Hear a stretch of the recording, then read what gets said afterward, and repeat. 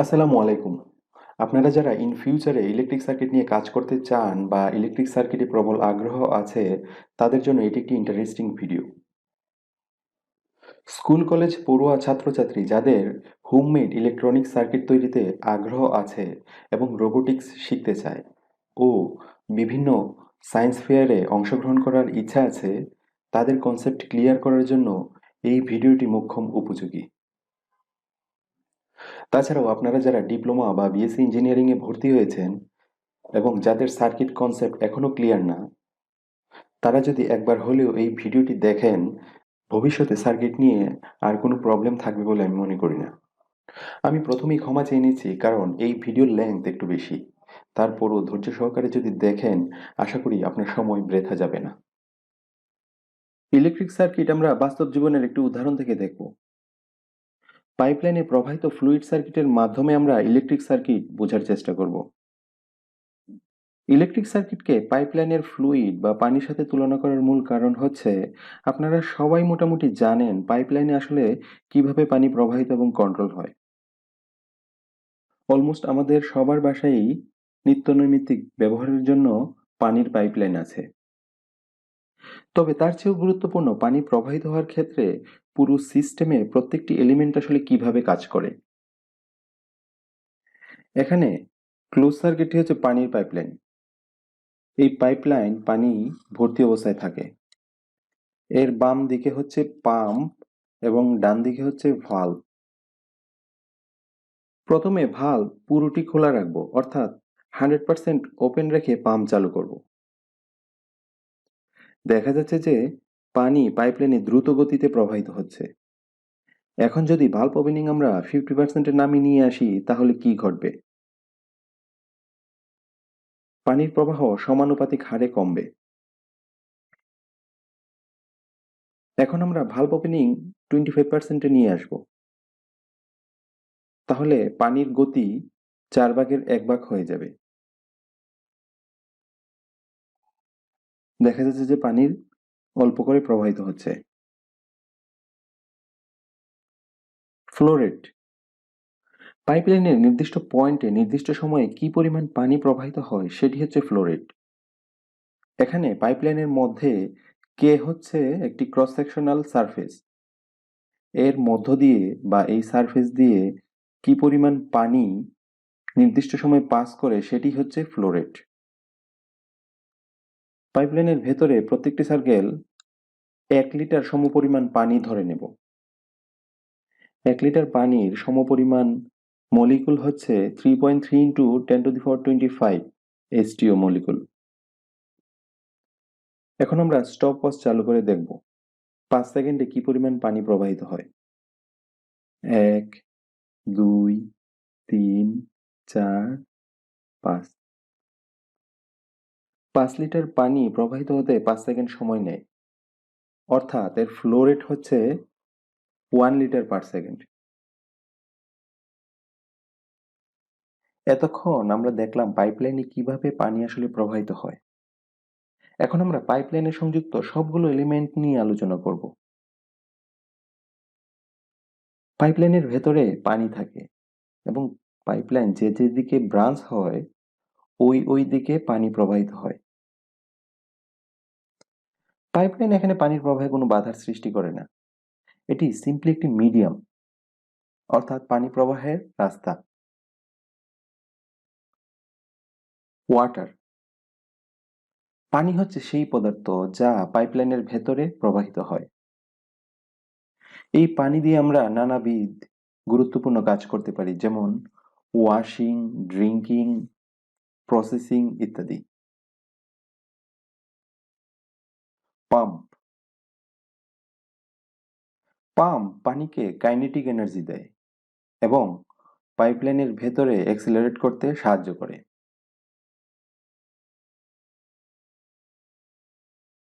পাইপলাইনের মধ্যে পানির ফ্লো রেট আমরা পাম্পের মধ্যে দেওয়া পাওয়ারকে অ্যাডজাস্ট করে মডিফাই করতে পারি, অথবা ডিফারেন্ট সাইজ বা ডিফারেন্ট রেটিং এর পাম্প সিলেক্ট করে আমরা পাইপের মধ্যে পানির ফ্লো রেট নিয়ন্ত্রণ করতে পারি। এখানে পাম্প মূলত পানি প্রবাহিত হওয়ার জন্য ড্রাইভিং ফোর্স হিসেবে কাজ করে। পাম্প না থাকলে পাইপের ভেতরে পানির কোনো মুভমেন্টই থাকতো না। ভাল্ব, ভাল্বের সাথে আমরা মোটামুটি সবাই পরিচিত। আমাদের বাসাবাড়িতে পাইপলাইনে এই ভাল্ব লাগানো থাকে।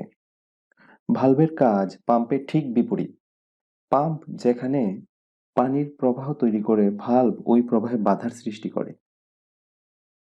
ভাল্বকে কমপ্লিটলি ওপেন এবং কমপ্লিটলি ক্লোজড এর মাঝামাঝি যে কোনো জায়গায় অ্যাডজাস্ট করা যায়। এভাবে পানির ফ্লো রেট কন্ট্রোল করা যায়।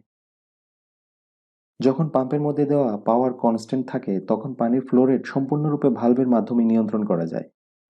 ঠিক বিপরীতভাবে যখন ভাল্ব ওপেনিং ফিক্সড করে দেওয়া হয় তখন পানির প্রবাহ নির্ভর করে পাম্পে দেয়া পাওয়ারের উপর। ইলেকট্রিক চার্জ ক্যারিয়ার, এই পৃথিবীতে যত প্রকার পদার্থ আছে তার সবগুলোই ক্ষুদ্রাতিক্ষুদ্র মৌলিক পার্টিকেল দ্বারা তৈরি। কোনো পার্টিকেলের চার্জ নির্ধারণ করে ওই পার্টিকেল অন্য আরেকটি চার্জ পার্টিকেলের কাছাকাছি গেলে কিরকম বিহেভ করবে। চার্জ পার্টিকেল সাধারণত দুই রকম হয়, একটা হচ্ছে পজিটিভ, একটা হচ্ছে নেগেটিভ। সেম সাইন অর্থাৎ পজিটিভ চার্জ পার্টিকেল কাছাকাছি রাখলে তারা পরস্পরকে বিকর্ষণ করে, আবার নেগেটিভ চার্জ পার্টিকেলও যদি পাশাপাশি রাখা হয় তারাও বিকর্ষণ করে, যেহেতু উভয়ই সমধর্মী চার্জ। কিন্তু পজিটিভ ও নেগেটিভ চার্জ তারা পরস্পরকে আকর্ষণ করে।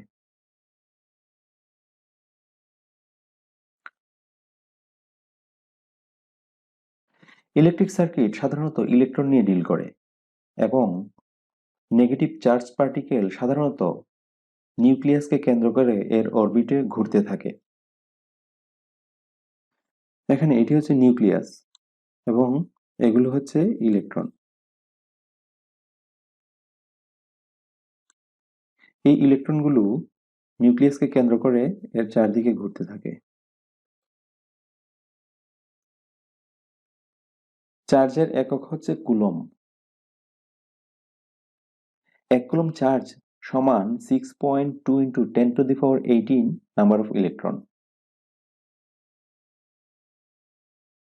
ইলেকট্রনের ক্ষেত্রে কুলম্ব যে মর্যাদা বহন করে, পানির মলিকুলের ক্ষেত্রে লিটার ওই মর্যাদা বহন করত।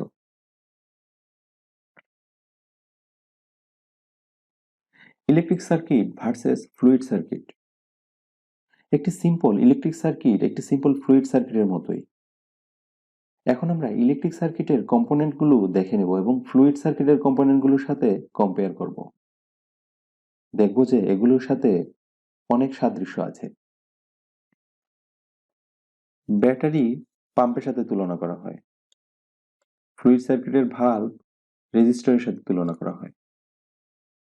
ফ্লুইড সার্কিটের পাইপলাইন কন্ডাক্টরের সাথে তুলনা করা হয় বা ওয়্যারের সাথে। ওয়্যার, ওয়্যারের সাথে আপনারা মোটামুটি সবাই পরিচিত। ওয়্যারের মধ্যে ইলেকট্রন এবং পাইপের মধ্যে পানি একই জিনিস, অর্থাৎ তারা পরস্পর সাদৃশ্য। পাইপলাইনের মধ্যে পানি প্রবাহিত হয় এবং ওয়্যারের মধ্যে ইলেকট্রন প্রবাহিত হয়। শুধুমাত্র পার্থক্য হচ্ছে ওয়্যারের মধ্যে টন অফ ফ্রি ইলেকট্রন থাকে, কিন্তু পাইপলাইনে পানি প্রতিনিয়ত ইনজেক্ট করতে হয় এক্সটার্নাল সোর্স থেকে। সুতরাং ওয়্যারের ক্ষেত্রে এক্সট্রা ইলেকট্রন অ্যাড করার প্রয়োজন পড়ে না, যেহেতু এতে টনস অফ ফ্রি ইলেকট্রন থাকে। Conductor versus insulator. অ্যাটমে negative charge electron positive charge নিউক্লিয়াসের চারদিকে ঘুরতে থাকে। কিছু এলিমেন্টের ইলেকট্রন অন্যগুলোর চেয়ে বেশি থাকে। অ্যাটমে ইলেকট্রন সংখ্যা বাড়ার সাথে সাথে এর ফোর্স আরো দূরে দূরে ছড়িয়ে পড়ে। নিউক্লিয়াস থেকে সবচেয়ে দূরে যে ইলেকট্রন অবস্থান করে একে ভ্যালেন্স ইলেকট্রন বলে। এখানে কপারের আউটার শেলে বা ভ্যালেন্স শেলে একটি ইলেকট্রন আছে। ভ্যালেন্স ইলেকট্রনের প্রতি নিউক্লিয়াসের থাকে দুর্বল আকর্ষণ, কারণ এর মাঝামাঝি অনেকগুলো ইলেকট্রন শিল্ডেড অবস্থায় থাকে। সে কারণে ভ্যালেন্স ইলেকট্রন খুব সহজেই প্যারেন্ট অ্যাটম থেকে জাম্প করে নেইবারিং পাশাপাশি অন্য অ্যাটমে চলে যেতে পারে। সুতরাং একে আমরা ফ্রি ইলেকট্রন বলতে পারি। ইনসুলেটরের ক্ষেত্রে আউটার মোস্ট শেলের ইলেকট্রন নিউক্লিয়াসের কাছাকাছি থাকে।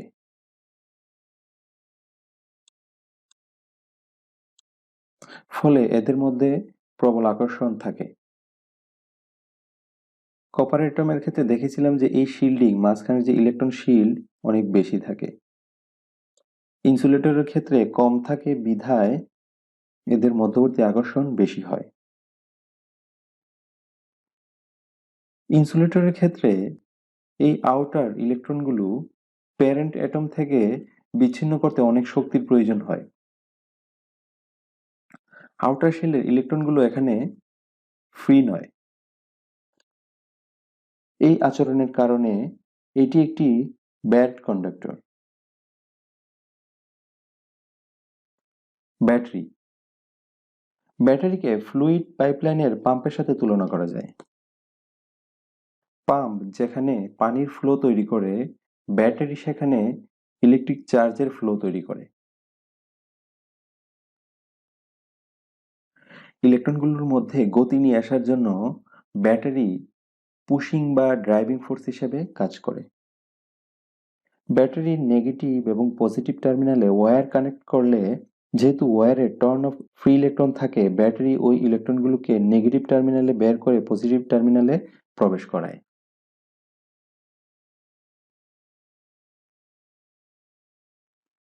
ধরুন একটি টিউব মার্বেল দ্বারা ভর্তি অবস্থায় আছে। এখন আমরা যদি একটি মার্বেল টিউবের মধ্যে প্রবেশ করাতে চাই, তাহলে টিউবের ভেতরে প্রত্যেকটি মার্বেল একটি আরেকটির দ্বারা রিপ্লেস হবে, অর্থাৎ সামনের দিকে ধাক্কা দিবে। ফলে শেষের দিকে একটি মার্বেল লস হয়ে যাবে। আবার যদি আমরা মার্বেল টিউবে প্রবেশ করানোর চেষ্টা করি, তাহলে সে সামনের দিকে ধাক্কা দিবে। ফলে শেষের দিকে আরেকটি মার্বেল লস হয়ে যাবে। অ্যাকচুয়েটর বা পিস্টন এখানে ব্যাটারি হিসেবে কাজ করে। ব্যাটারির ভেতরে কেমিক্যাল রিঅ্যাকশনের ফলে এর নেগেটিভ টার্মিনালে ইলেকট্রন তৈরি হয়, যা ওয়্যারে তার সামনে থাকা ফ্রি ইলেকট্রনকে ধাক্কা দেয়। সামনের ইলেকট্রন তার সামনের ইলেকট্রনকে ধাক্কা দেয়। এভাবে এক্সটার্নাল সার্কিটের ওয়্যারে ইলেকট্রন ধাক্কা খেতে খেতে ব্যাটারির পজিটিভ টার্মিনালে প্রবেশ করে। Potential difference. ওয়্যারের মধ্যে ইলেকট্রন যে পুশিং ফোর্স অনুভব করে, সেটি আসলে ব্যাটারির দুই টার্মিনালের মধ্যবর্তী পটেনশিয়াল ডিফারেন্স। যখন আপনি ব্যাটারি টার্মিনালে ওয়্যার লাগাবেন, তখন ইলেকট্রন মুভ করতে থাকে পটেনশিয়াল ডিফারেন্সের কারণে, যা ওই ব্যাটারির টার্মিনালে তৈরি হয়। পটেনশিয়াল ডিফারেন্সকে টেন্ডেন্সি টু গেইন ইলেকট্রন এর মাধ্যমে বিবৃত করা যায়। ব্যাটারির নেগেটিভ টার্মিনাল ইলেকট্রন ছেড়ে দিতে চায়, এটিকে ইলেকট্রন গেইন করার নেগেটিভ টেন্ডেন্সি বলে। কেমিক্যাল রিঅ্যাকশনের ফলে পজিটিভ টার্মিনাল ইলেকট্রন গ্রহণ করতে চায়, এটাকে ইলেকট্রন গেইন করার পজিটিভ টেন্ডেন্সি বলে। যদি আপনি এই দুই টার্মিনাল যোগ করেন, তবে ব্যাটারির টোটাল পটেনশিয়াল ডিফারেন্স পেয়ে যাবেন। এই টোটাল ইফেক্ট সার্কিটে অনুভব হয়।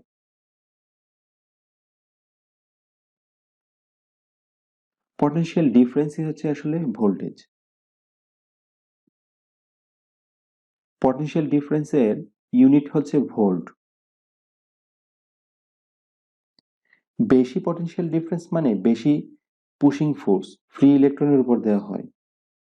বেশি পুশিং ফোর্স মানে সার্কিটে খুব দ্রুত ইলেকট্রন প্রবাহিত হয়। পটেনশিয়াল ডিফারেন্স সবসময় দুটি পয়েন্টের অ্যাক্রসে পরিমাপ করা হয়। এখানে ব্যাটারির পজিটিভ টার্মিনালের voltage 5 volt with respect to negative terminal. Resistor পাইপলাইনে আমরা দেখেছিলাম ভালভ পানির প্রবাহ লিমিট করে। ইলেকট্রিক সার্কিটের ক্ষেত্রে রেজিস্ট্যান্স বা রেজিস্টর ক্লোজ সার্কিটে ইলেকট্রন প্রবাহে বাধার সৃষ্টি করে। ভালভ যেভাবে আমরা ইচ্ছামতো ওপেন ক্লোজ করেছিলাম বিভিন্ন পজিশনে এবং পানির ফ্লো রেট নিয়ন্ত্রণ করেছিলাম, রেজিস্টরের ক্ষেত্রে বিভিন্ন মানের রেজিস্টর ব্যবহার করে এই ইফেক্ট পেতে পারি, অর্থাৎ ইলেকট্রনের প্রবাহ বাড়াতে বা কমাতে পারি। ইলেকট্রিক সার্কিটে রেজিস্টর ছাড়া চার্জ ফ্লো আসলে লিমিটলেস।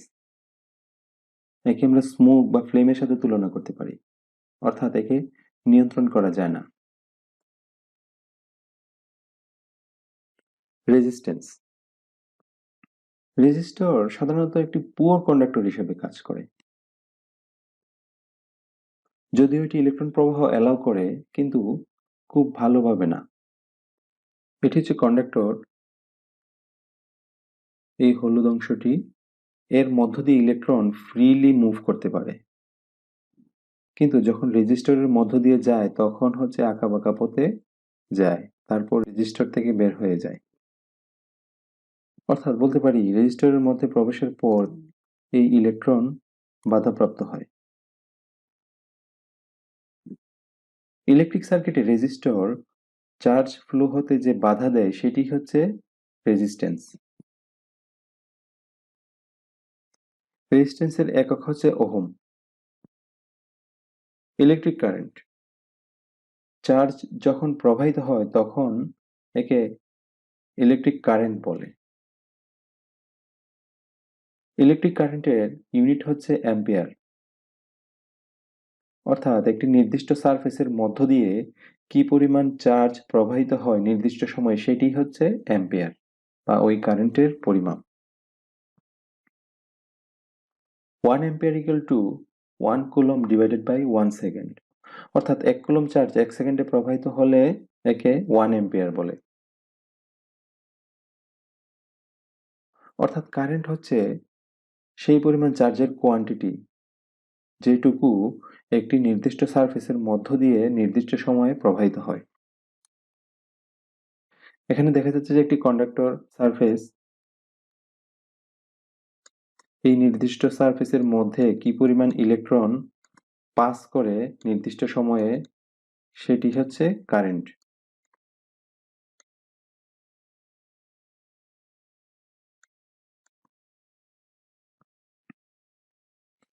ইলেকট্রিক সার্কিটে প্রতিটি সার্কেলকে 1 কুলম্ব চার্জ ধরে নেব। একটু আগে আমরা বলেছি কারেন্ট হচ্ছে নির্দিষ্ট সারফেসের মধ্যে কি পরিমাণ চার্জ নির্দিষ্ট সময়ে প্রবাহিত হয় সেটি। 1 কুলম্ব চার্জ সমান হচ্ছে 6.2 into 10 to the power 18 number of electrons. Stopwatch চালু। 1, 2, 3, 4, 5, অর্থাৎ 5 সেকেন্ডে 5 কুলম্ব চার্জ প্রবাহিত হয়েছে।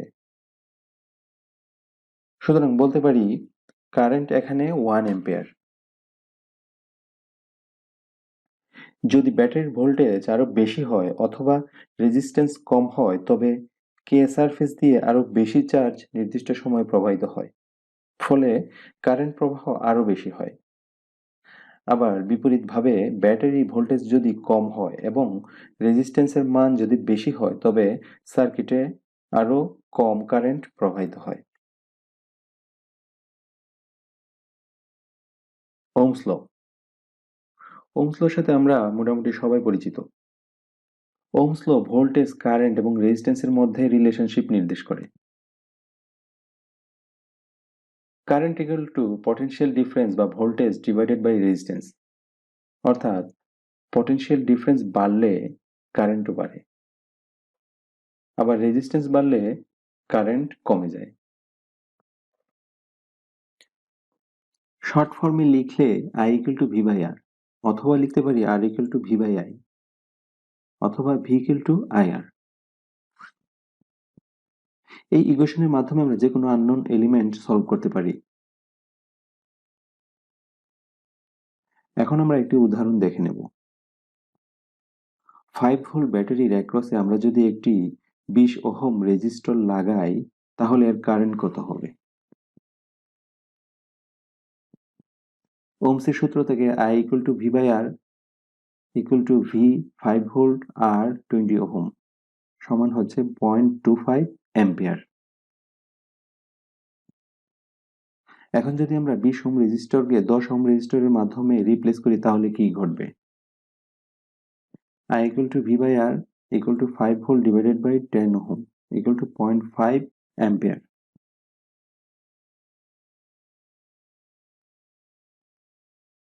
এইভাবে আমরা সার্কিটের কারেন্ট এবং ভোল্টেজ যদি জানি তাহলে রেজিস্টরের মান নিমেষেই বের করতে পারি।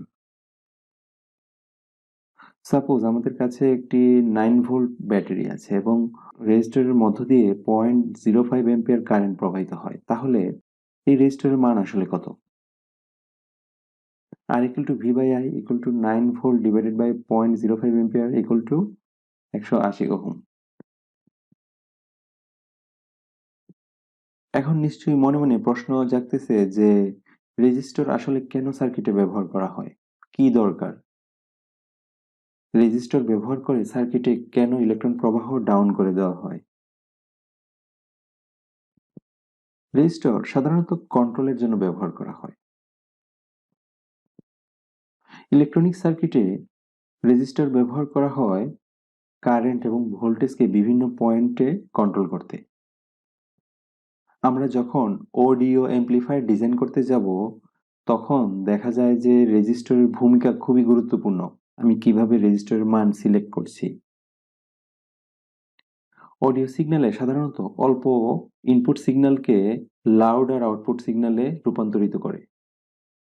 এজন্য সারাউন্ডিং রেজিস্টর এমনভাবে সিলেক্ট করতে হয় যেন প্রপারলি তা ফাংশন করে, তা না হলে কিন্তু বিভিন্ন রকম আওয়াজ বা নয়েজ চলে আসবে সাউন্ডের মধ্যে।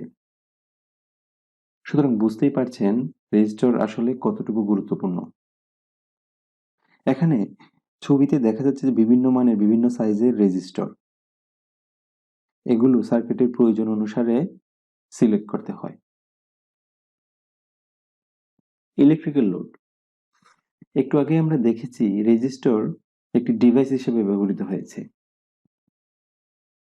যে কোনো জিনিস যদি নির্দিষ্ট পরিমাণ কারেন্ট ড্র করে এবং এতে যদি ইনপুট ভোল্টেজ দেওয়া হয় এটি রেজিস্টরের মতো কাজ করে। এদেরকে তখন ইলেকট্রিক্যাল লোড বলে। মোটর, লাইট, ল্যাপটপ এগুলো হচ্ছে বিভিন্ন ইলেকট্রিক্যাল লোডের উদাহরণ। মেজারমেন্ট, এখন আমরা মাল্টিমিটারের মাধ্যমে ভোল্টেজ মাপবো। আমরা এর আগে বলেছি ভোল্টেজ হচ্ছে পটেনশিয়াল ডিফারেন্স দুটি পয়েন্টের মাঝে। মাল্টিমিটার আমরা ব্যাটারির দুই প্রান্তে পজিটিভ এবং নেগেটিভ টার্মিনালে ধরব এবং খেয়াল রাখবো যে লিড প্রুফ একটি কমন এবং একটি ভিতে কানেক্টেড থাকে। কমন থেকে যেটা সেটা আমরা ব্যাটারির নেগেটিভ টার্মিনালে দিব এবং ভি থেকে যেটা সেটা আমরা ব্যাটারির পজিটিভ টার্মিনালে দিব। এবং অবশ্যই রেঞ্জ সুইচ ভিতে সিলেক্ট করে দেব। ডিজিটাল মিটারে 9 ভোল্ট দেখা যাচ্ছে যেহেতু এটি একটি 9 ভোল্ট ব্যাটারি। এখানে পারফেক্টলি 9 ভোল্ট দেখা যাচ্ছে, তার মানে এটি পিওর অ্যালকালাইন ব্যাটারি এবং পুরো চার্জ অবস্থায় আছে। এটি আমরা অ্যানালগ মাল্টিমিটারের মাধ্যমেও মাপতে পারতাম, তখন হচ্ছে কাটা ভোল্টেজ নির্ধারণ করত। এখন আমরা মাল্টিমিটারের মাধ্যমে কারেন্ট পরিমাপ করব। প্রথমে সার্কিট ব্রেক করে মাল্টিমিটার সিরিজে যুক্ত করতে হবে। ইলেকট্রন তখন ব্যাটারির নেগেটিভ টার্মিনাল থেকে বের হয়ে রেজিস্টরের মধ্য দিয়ে পাস করে মাল্টিমিটার হয়ে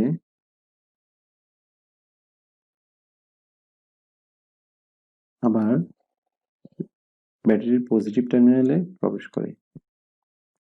অর্থাৎ সিরিজে যখন ইলেকট্রন প্রবাহিত হয় মাল্টিমিটারের মধ্য দিয়ে তখন এর কারেন্টের মান বা পরিমাপ কাউন্ট করা হয়।